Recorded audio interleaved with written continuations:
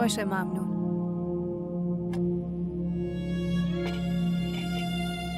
ای وای مریم، حالت خوبه؟ رو به راهی؟ آره من حالم خوبه. تو که تب داری. وقتی حالت بده چرا سر کار اومدی؟ نباید می اومدی دیگه. من با مدیر حرف میزنم، تو برو خونه استراحت کن. نه سالما، نه من نمیتونم خونه برم. باشه عزیزم، حداقل دکتر که میتونی بری. من پول همرام نیست. چکاپمون رایگانه، ما بیمه داریم.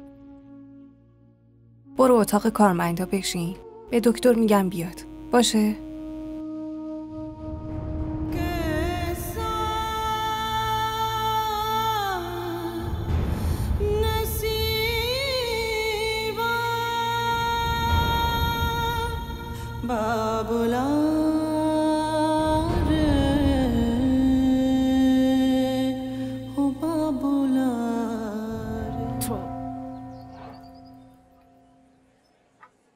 دکتر گفته باید استراحت کنی.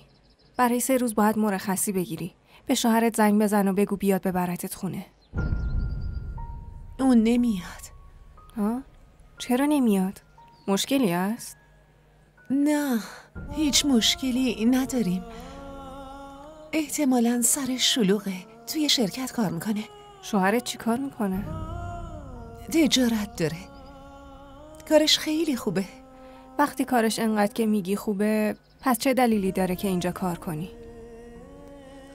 خب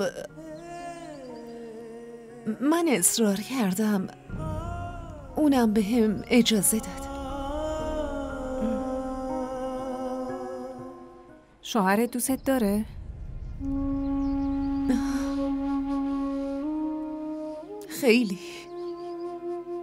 خیلی زیاد.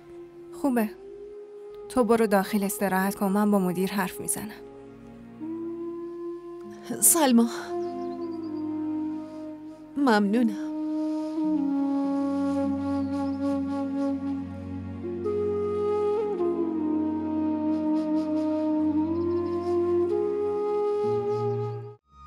کانال ما رو سابسکرایب کنید.